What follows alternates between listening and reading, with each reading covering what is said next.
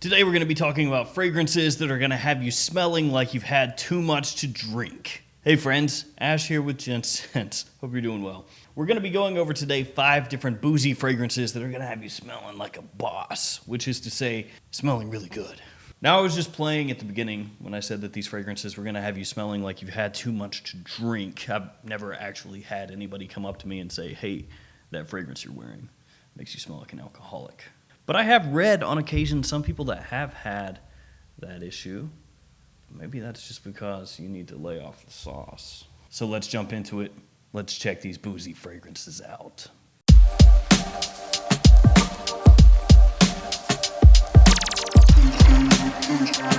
Most of these fragrances are going to be more for winter and fall. And that's because the vast majority of fragrances that feature a boozy note are featuring something like cognac or whiskey or rum, which are all more of a sweet and a syrupy type of boozy note. There are some fragrances that use vodka or gin as a note, but a lot of times those aren't considered boozy fragrances by as many people because vodka, if you've ever smelled it, just smells like rubbing alcohol. So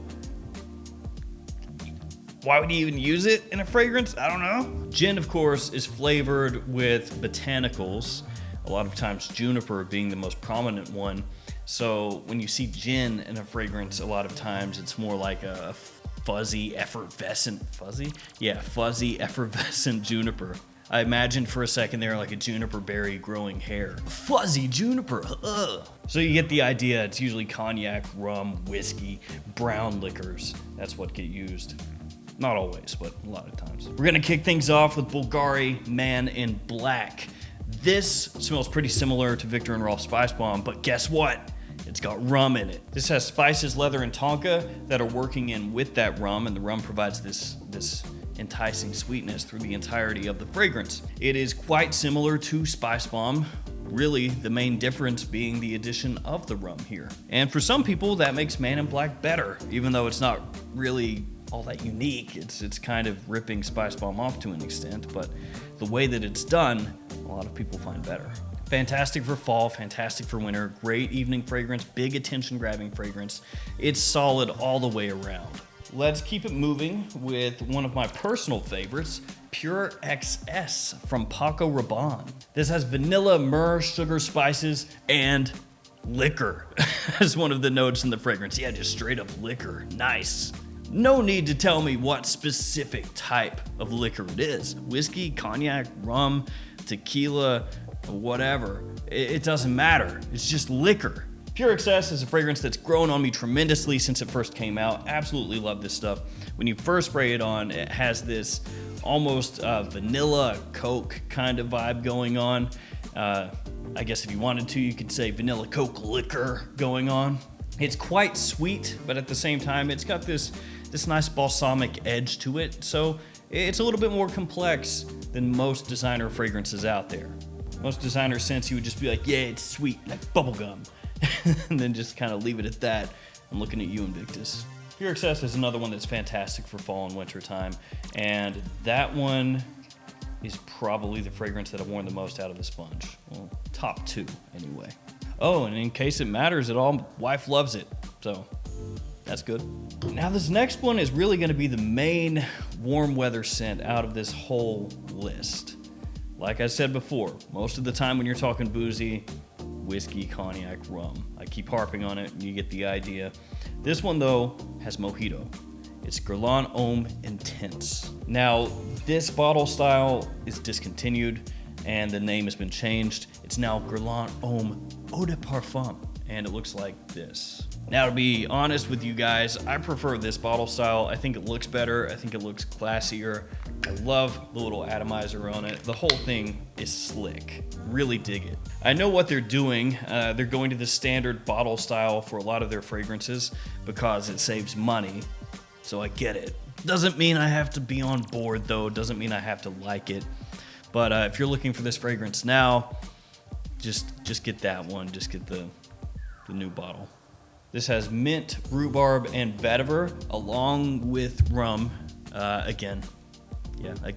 But mojito is much more prominent in this fragrance than the rum is. The rum is giving you sweetness once again, but the mojito is what really makes this fragrance sing. It gives you this nice mintiness, this fresh pop with a nice bit of fizz along with it right off the top as soon as you spray this on. Performance here is not the greatest on earth, but that's why I'm suggesting to you guys to get the Eau de Parfum version. The Eau de Parfum in this stupid bottle, the Eau de Parfum, because the Eau de Toilette, while it does still have that nice mintiness, not gonna give you quite as much performance. So if you're already dealing with performance that's not great, and this one performs a little bit better than the Eau de Toilette, I say just go with this one.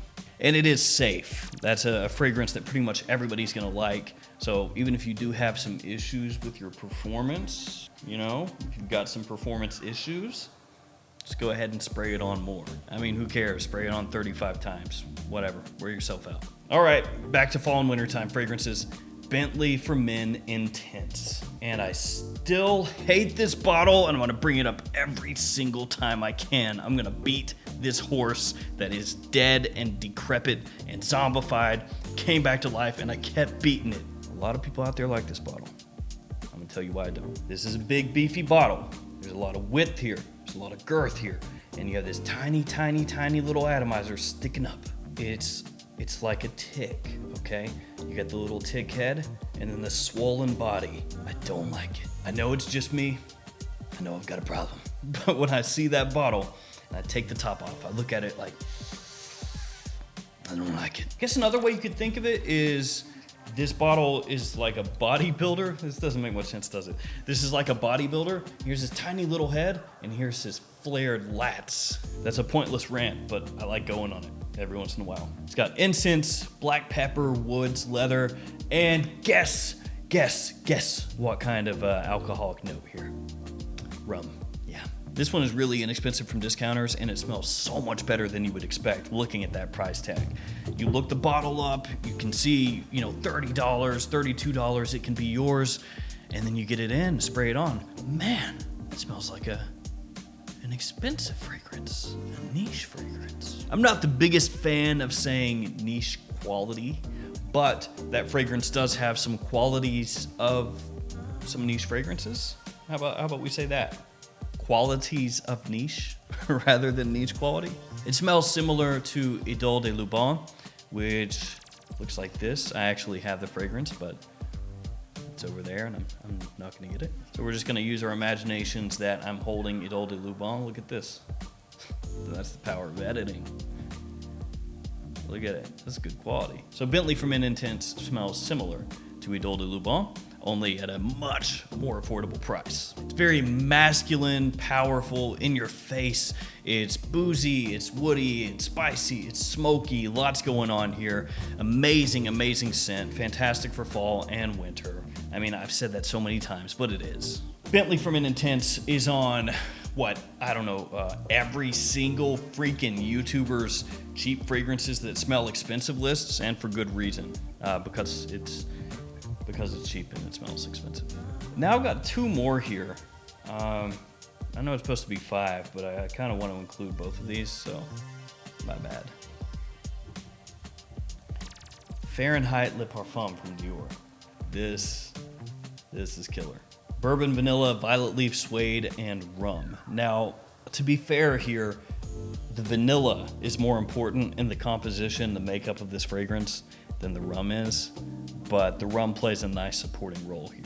Fahrenheit Le Parfum is one of those fragrances that's so good, you almost forget how good it is. You remember, oh yeah, that's really, really good. But then you go and smell it, and if it's been a while since you have smelled it, you kind of just go, ugh. It just kind of melts your mind. Ugh. Now, it's got remnants as traces of the Fahrenheit DNA, the Fahrenheit Eau de Toilette DNA, but you're not gonna really find that strong gasoline petrol vibe in here like you are in the original. Instead, everything here is smooth and rich and deep and dense. I'm an absolute sucker for a good vanilla fragrance. I love vanilla. And it's done so well in here with the accompanying suede rum and bit of that violet leaf that it's just a must-own, must-have. Main problem with this is going to be the price. Even at discounters, Fahrenheit Le Parfum is going to run you close to $150, I think.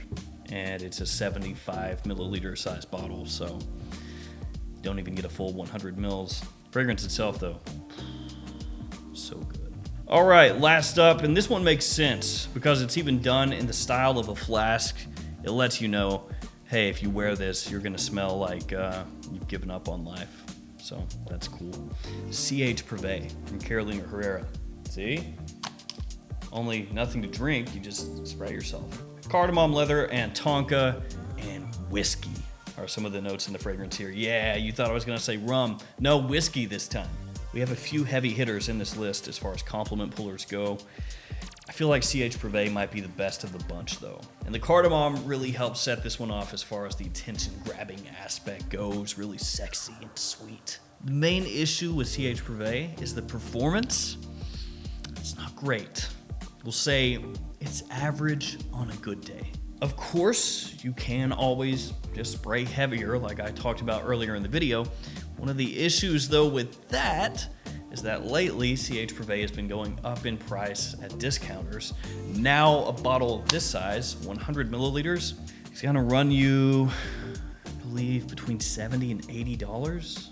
Things weren't always that way. It used to be you could pick this up for, I think, somewhere around $40 to $50 for a 100 ml size bottle, but that has slowly and steadily been changing. In spite of all of that, H Prive is one of Carolina Herrera's better fragrances that you can still find readily available at discounters.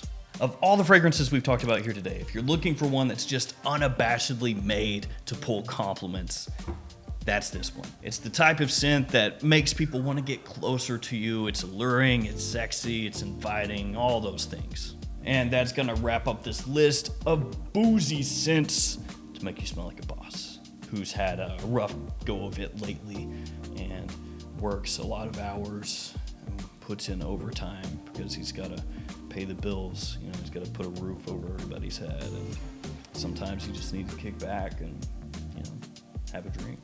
Or 2 or 6. But yeah, still a boss though. Yeah, good job. All right, guys, it's gonna do it for me. Thanks for hanging out with me today. Thanks for your support. Stay safe out there. I'll see you tomorrow with another fragrance video. See you guys.